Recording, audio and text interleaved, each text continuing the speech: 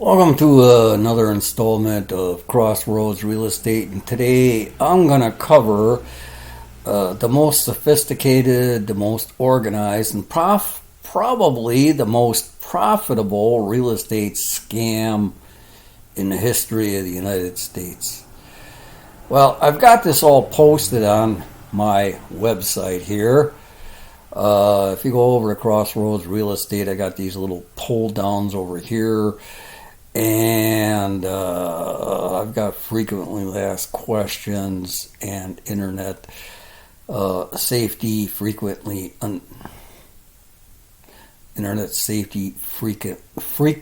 asked questions. Okay, what lures people into an internet scam? You click on there, you can get the whole article. What does lure people into it? So basically, I'm just going to scan down this one. I copied the entire thing and kind of highlighted it so that I can go over all of these details one at a time and tell a little story about how I came about making this article.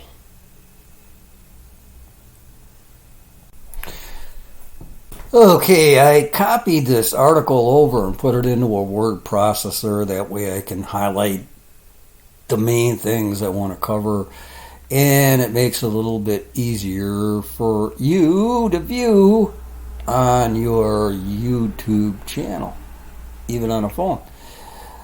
All right, number one, how did I come across this? Well, basically, I had a listing from a bank on a foreclosed property. Well, lo and behold, we got a couple offers on the house, and because it was a foreclosed property, that just happened to be a market where investors always wanted to lowball the offer. Well, we got one offer that was bid substantially over the list price. Well, of course, the first thing I want to do is show me the money. So you ask for proof of funds. I didn't get proof of funds, but I did receive a letter from, anyway, I got a letter, and it just didn't look like a realistic letter. It was from claimed to be a financial institution. I checked it out on the internet. A financial institution that didn't exist. It wasn't licensed. It wasn't blah, blah, blah. There were so many red flags popping up on this thing. I mean, it was like you could close your eyes and still see red. And here I am, the seller, my client, is a licensed attorney working for the bank. So I got to be kind of careful about these things. I got to cross the T's and dot the I's and all this other stuff. And so I told them that, this offer is obviously looks pretty much like a scam. So, let's just scrap this one. Well, he decides he's going to accept the offer, even though I told him 3 times not to accept it. And then he told me he wanted me to go through the entire process with this particular buyer and write down every single detail. So I dug into it. Guess what? Another thing I usually do is before accepting an offer, I'll look at, who's this agent I got to work with. So I check it out. Brand new agent. Hasn't even made a single sale yet. Only licensed a couple of months. Well, this is one of the things that this company does is it looks for new agents and it'll recommend a new agent to the buyers they're working for. Where did this all start?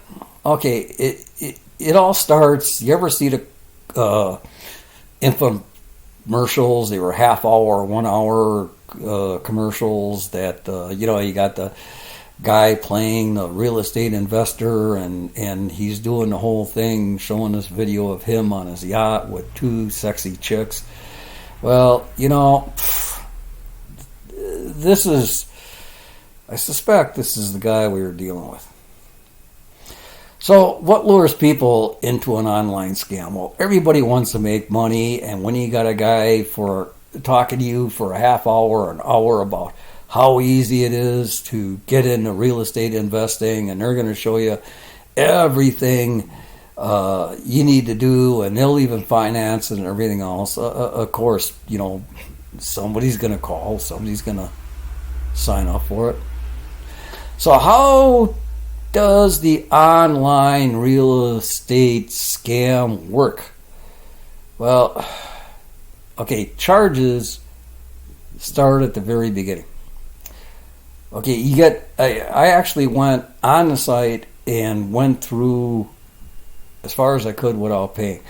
Okay, at the very beginning, you get a free online introduction, or they'll invite you to a local meeting. And me being a professional, let me tell you, those meetings and those videos consist of no useful information. Just a bunch of hype. They're just trying to lure people in with a little shiny lure, make money. And the examples they use and everything is, I bought this house for $10,000 and sold it 3 days later for $150,000. That doesn't exist. Okay, what you're really buying into is a scripted system for investing.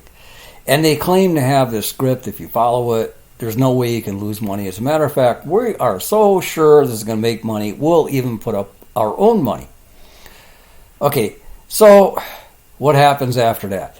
Then you got to take these courses online, and they charge for each and every single one of the videos. So you either go online or you pay for a condensed live seminar online. And you got to pay the admission fee and all the other stuff.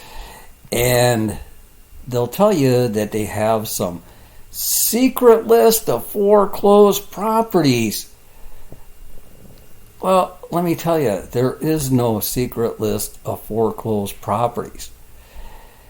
But they'll tell you that they have this list that only certain real estate agents have. Well, that's how they talk you into, okay, you're ready to go out and do it. Where are you? We'll get an agent, one of our top agents to work with you. And that's when they go online and they check the Department of Licensing records, and they go, okay, here's a list of agents that just got their license. They don't know a damn thing about real estate. And that's their top agents that they're going to hook you up with. Anyway, they want you to work with an agent with no experience, hoping the agent doesn't catch on to the scam. So that's just it. They check the public records to find the agents they want to work with. There's nothing wrong with working with a new agent, because a new agent has to work with a broker. And if the agent's smart, they're going to talk to their broker every step of the way. And most good brokers, there's a lot of bad brokers, but a good broker will make sure that they have another broker, an assistant broker, or another really good real estate agent they team up with to go to questions. They're available by phone 24 hours a day. And realistically, let me tell you a little bit of a warning. If you're working with an agent that prefers to text, or even might email some, but if they prefer to text, get rid of them. If they can't pick up the phone and talk about details, if they want to waste an hour and a half texting messages for a 5-minute phone conversation, you got the wrong agent. Okay, so the next step. What do you need before you even start going out and looking at houses? Now, any agent that's worth their weight in spit always asks the question, they'll always make sure they have this pre-approval letter and a copy of your pre-approval letter before they're going to waste time showing you any properties. Okay, so you need a pre-approval letter. All right. Oh, they're going to charge you. This company will charge you for the pre-approval letter. To some people, getting that pre-approval letter because they've got absolutely no credit and no way of buying a house is like an answer to prayer.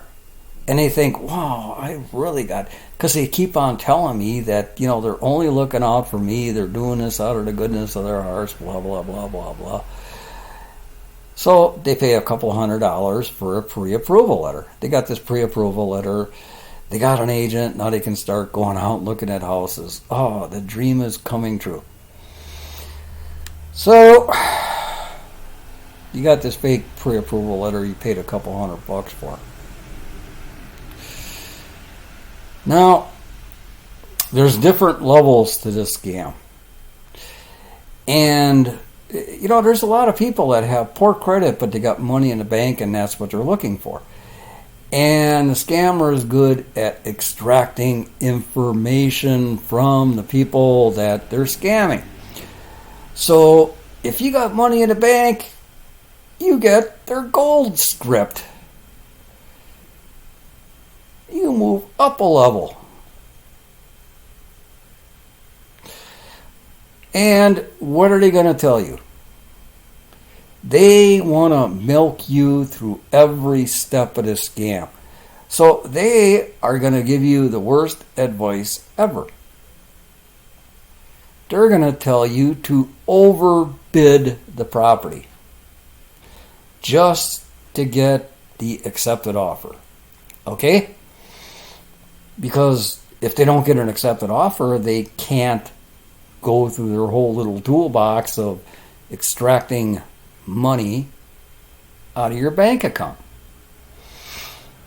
Okay, so here's their plan. Very simple. Overbid on a property. Well, the way they explain it makes perfect sense. Because they're going to tell you they got all these ways of getting a lower price on a property. And they're going to keep on repeating the fact that, after all, we're trusting you with our money. We don't make any money unless you make money. And all they're doing is asking for your trust in return. Oh, perfect. People that can't get a job. Can't get a loan. They're. So what are they doing? They're playing the Trust Me card. And if you see that, get out of it right away. Now, what they don't tell you is, of course, the best properties receive multiple bids, right? So you're the asset company. You have all of these bids on a property. Half of them are pretty much lowball bids that you can go back and counteroffer them. That's what the investors are expecting. Hey, if they take my first bid, all right. If not, I'm going to pay this much for the property. And even, the list price, that's not out of the question. Okay, so they tell you how to get the offer accepted. And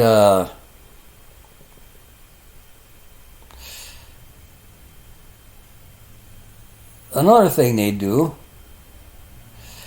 is they want you to basically manipulate the contract, to do some changes in the contract.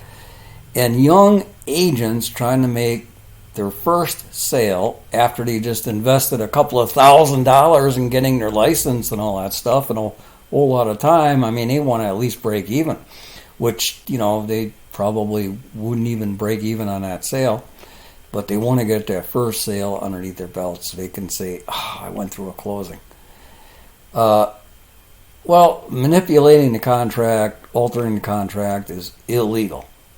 At least it's illegal in Wisconsin, and it's illegal for a real estate agent or even a broker to manipulate or change the contract in Florida. I'm licensed in both states. An attorney can do it, but a real estate agent or a broker can't.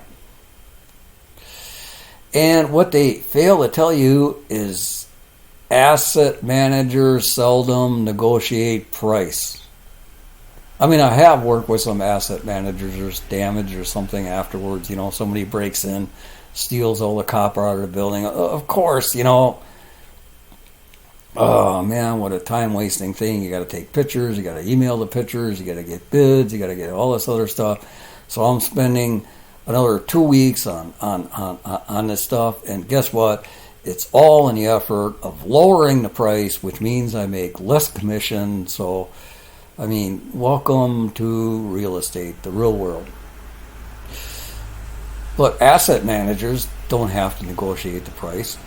And if you read their contract, they can cancel the contract anytime they want.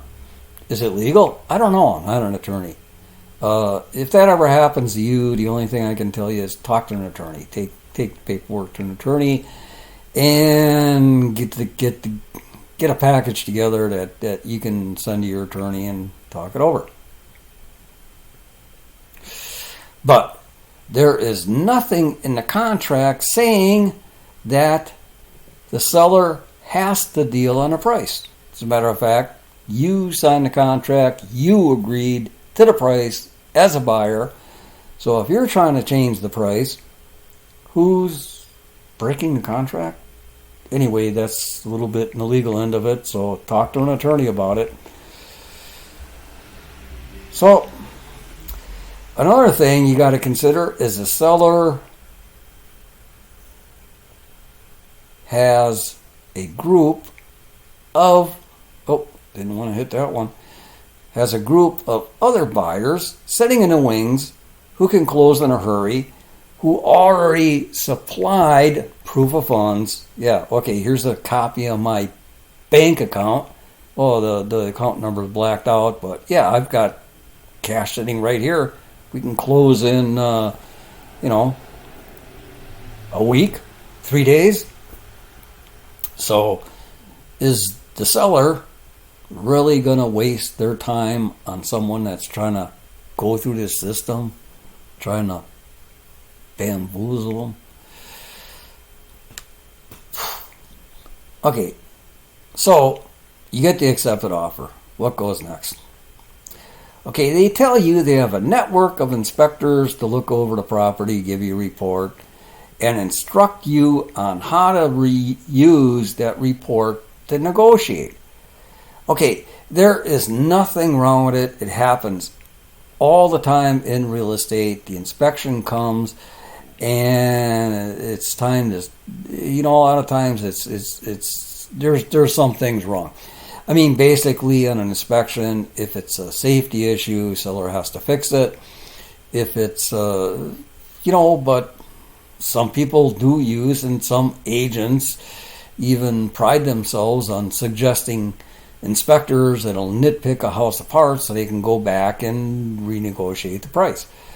You read the contract and you read the law, there's only two things that require you to go back and renegotiate the price or something: a safety issue. And even with a safety issue, it has to be fixed by the seller. Okay, and the seller has to fix that issue before they even sell it to someone else in most cases. So safety issues, we always want to get safety issues fixed. But if it's something that dramatically affects the price of the house, guess what? The buyer has the option of just walking away at that time and getting their earnest money back. Depending on the state, the law is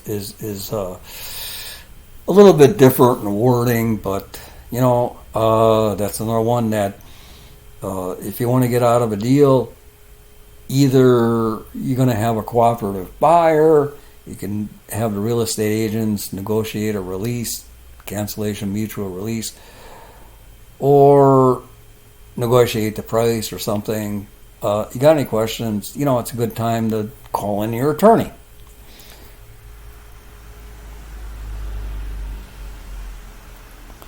Okay, there's two problems here.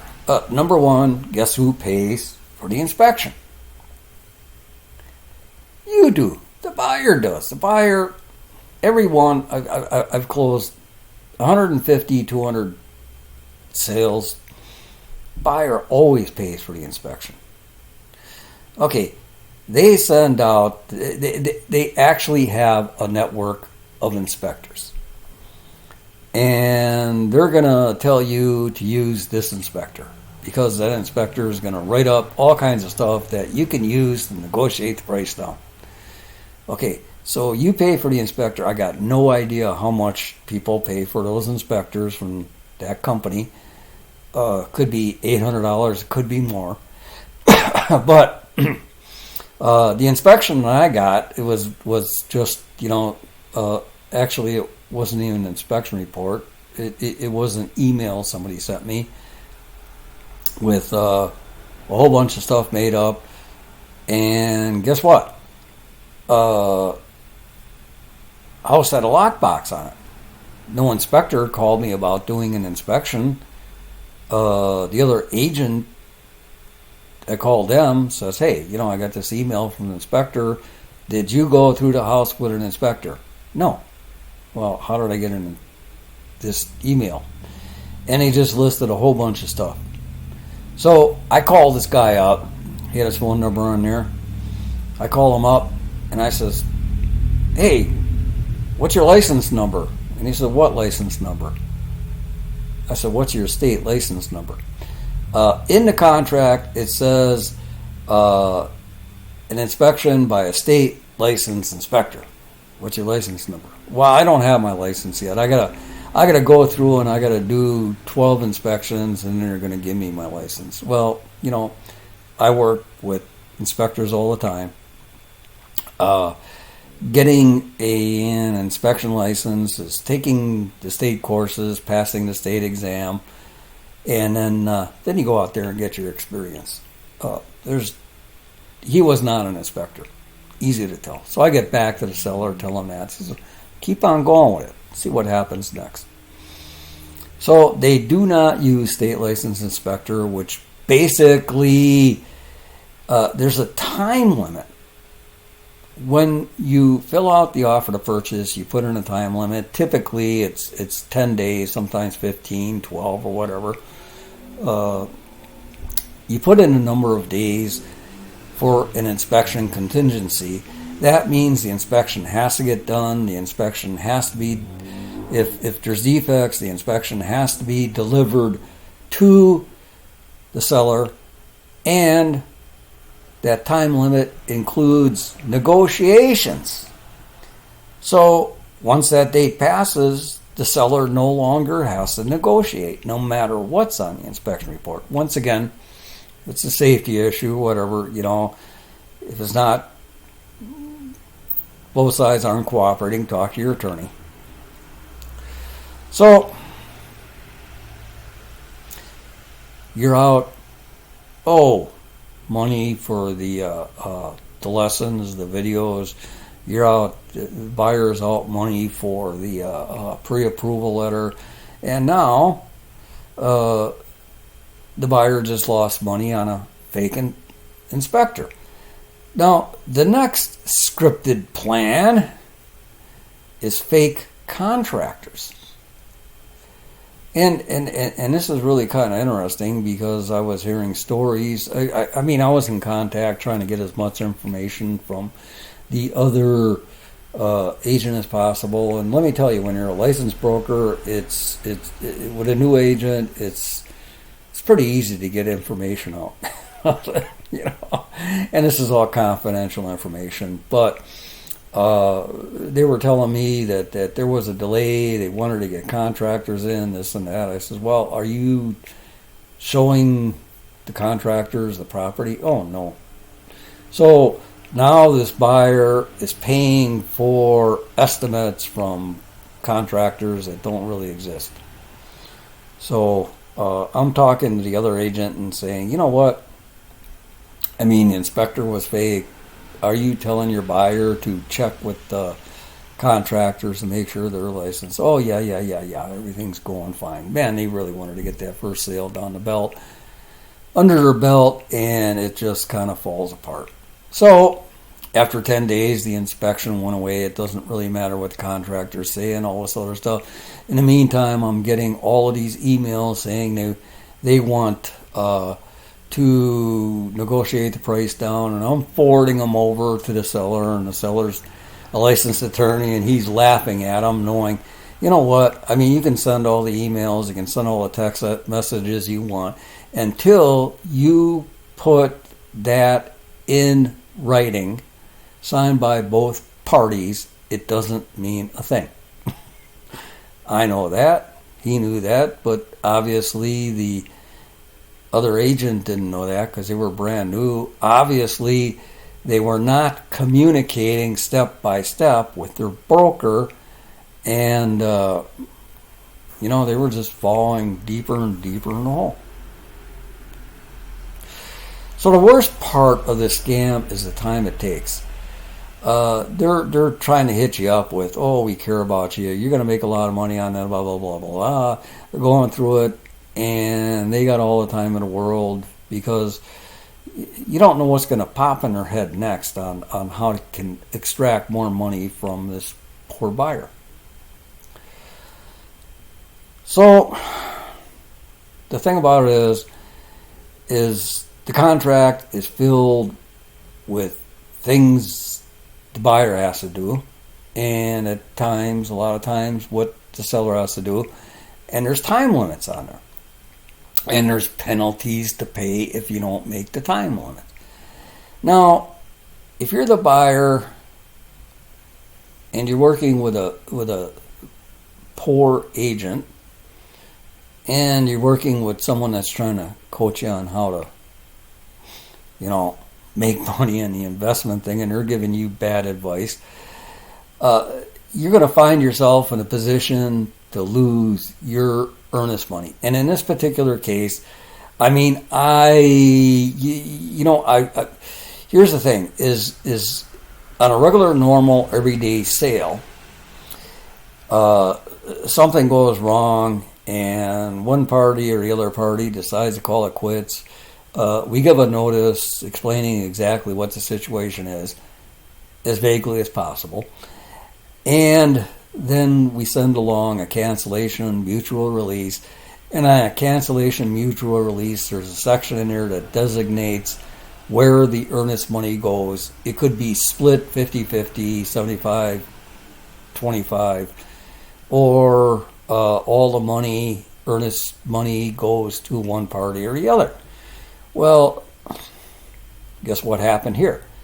I mean, I'm working with a licensed attorney, and I told him, number one, I tell when a cancellation mutual release comes up, I tell every single seller that you don't want to wind up in the possible situation of selling your property to two different buyers.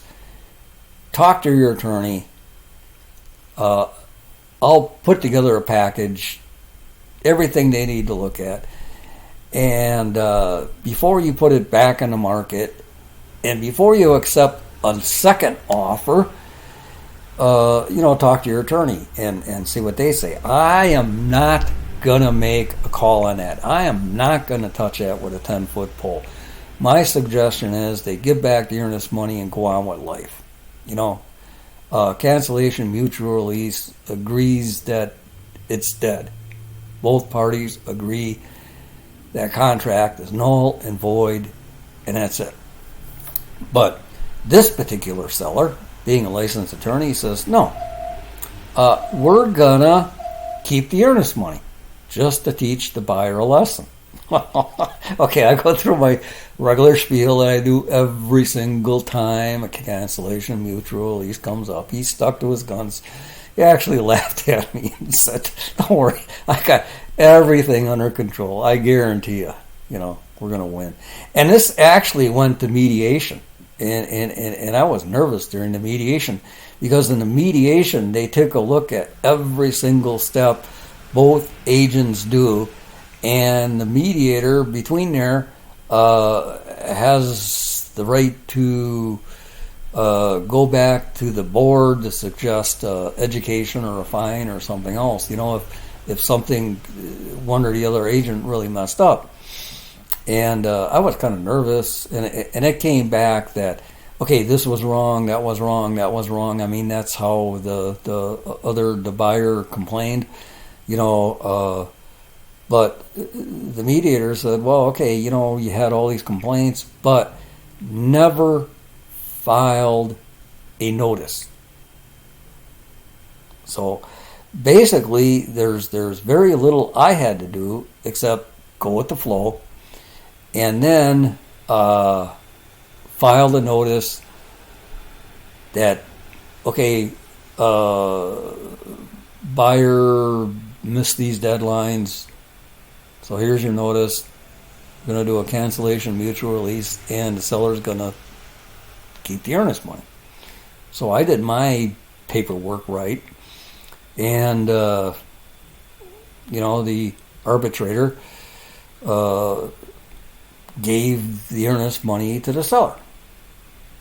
Okay, beware of the bite. This is what you want to do. The scam artists want to make it appear that they're looking out for you. If it's too good to be true, it's too good to be true. And number two, I can't overemphasize this enough, is these people are not licensed real estate agents. They're not licensed brokers. They are not licensed attorneys. And they are giving you legal advice on how to alter the standard offer to purchase and other contracts. They're not a party to the contract. Their name is not on it. They have no business getting involved, but they're giving advice. So basically, they are breaking the law. Get away from them.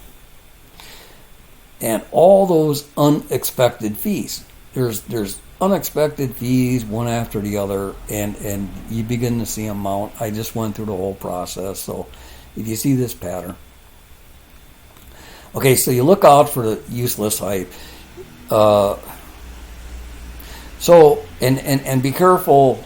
They're going to give you facts and figures from outside your general market area you want to invest in. Forget all that dumb stuff. It doesn't matter what's happening in Phoenix or Los Angeles or Miami or whatnot. You're buying your property in a specific location. You don't care what those figures are. And look out for a system that insists it's a one-size-fits-all. There is never, ever a one-size-fits-all in real estate. That's why they make different-size houses. Come on, look at the obvious. And look out for those so-called secret lists that only they have inside information on. And look out for the networks they claim to have. If they say they've got this organized network and all this other stuff, let me tell you, just to go over and give an example, Wisconsin and Florida both have laws that, okay, if any money is exchanged between, matter of fact, you don't even want to get into exchanging money between a real estate broker and a licensed lender or a licensed inspector. You start seeing money exchanged between them, that's a red flag. Stay away from that. There are laws on what you can and can't do in that situation. So if you start paying fees for training and all the other stuff, that's a red flag. It's time to use common sense. And once again, we're going to cover, don't be taking legal advice, on how to alter state-approved contracts, especially from people that don't live in that state. It should be a big red flag. And avoid the systems that suggest negotiations after signing a legal binding contract.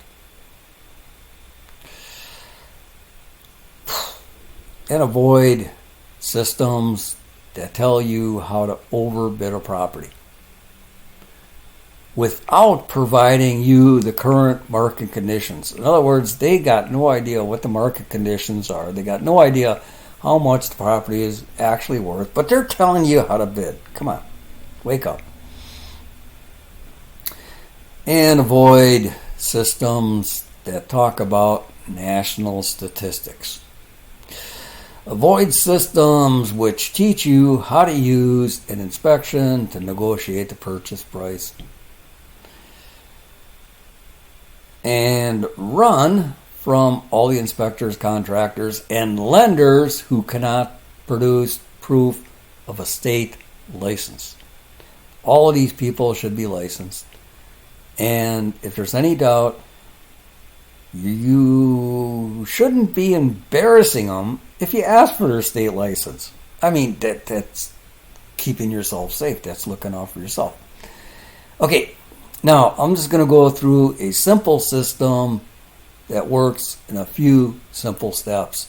If you want to get into investing, and I'm going to do some other videos on investing, so, hit the like button, subscribe, and we'll go through a couple of stories about investing that worked, a couple of stories about investing that didn't work out so well, and how to do investing with your local real estate agent in your local market, which is number one, invest in an area you know and you're comfortable with. Make sense? Okay, get a list of market reports for the area and know the current trend. Are prices going up? Are they going down? What actually look back a couple of years, what's the average? Is real estate going up 5% per year, 2% per year, 8% per year? What's the highs and lows? Take a look at the news and all this other stuff. What are the driving factors affecting the real estate market at the present time? So know your market prices for both REO purchases and resale prices for turnkey properties. In other words, there's two prices you're looking at. If you're looking for an investor, you're looking for foreclosed properties, know the price of that foreclosed properties in the general area, and know the resale prices. Your agent should be giving you information on both of them. Okay, work with reliable general contractors. If you're not capable of doing the repairs by yourself, and you have to get licenses from the city, permits from the city, and all the other stuff. So there's all kinds of investment groups. Let me tell you, I've met with the small group of investors I work with. Sometimes they even show up with someone they're going to put in their hip pocket and teach what they learned. Investors love to talk about, their success stories. So get a little background on local ordinances for vacant properties and building codes. There's actually, take for instance, City of Milwaukee, they've got a $50 fee or something like that to register a vacant building. If you don't do it, guess what? At the beginning of the following calendar month, they're going to send you a bill for $250 for not paying $50 or $75 to register that property. Or, if they're really busy, it might be 3 months before they send you a notice saying, oh yeah, it's $250 for the first month, $500 for the second month, $500 for the third month. So hey, send us a check for $1,250. Oh, and pay the initial registration fee. Okay, you got to get your own team in place, and you got to pick the right people. You got to pick the right licensed real estate agent. You got to get the right lender. You got to get the right inspector, and you got to get the right contractors. What you're doing is forming an informal organization, but people you can trust with, and plan A, plan B. Real estate agents always suggest you work with one real estate agent. That's the smart way to go. A lot of, matter of fact, I'd say unscrupulous investors like to deal with a number of real estate agents because they'll use one agent to buy the property and they'll use another agent to sell the property because the first agent they use to buy the property knows a little bit of information. As a matter of fact, I ran across a situation with an investor. I went through the property and it was kind of close to my house, so I went through it. This property had the worst mold in it I've ever seen in my life. Well, so I didn't even bother sending it out to the investor. Why? That's something you want to stay away from. But get this. A couple of months later, I got a call. He says, hey, I got this property I want to list. So go on over there, take a look at it. Let me know what you think. So I drive up. Oh, guess what? It was the moldy property. So I take out my phone and I call him right away. And I says, hey, I went through this property when it was in a foreclosure. Worst mold I've ever seen in my life. Do you have paperwork proving mold remediation, mold removal by a licensed contractor? Or, oh no, we just bought the paint additive at Menards and stuck it in the paint. And I says, well, you know what, you got the wrong agent. So I just walked away from that one. Okay, last but not least, keep expectations realistic. The current market will do more to determine your success than any other detail. Always stay up with the current market. You're going to get reports. As a matter of fact, I'm going to do another video on the kind of reports you should be looking for, whether you're in investment property or just looking for a house, whether you're buying, whether you're selling.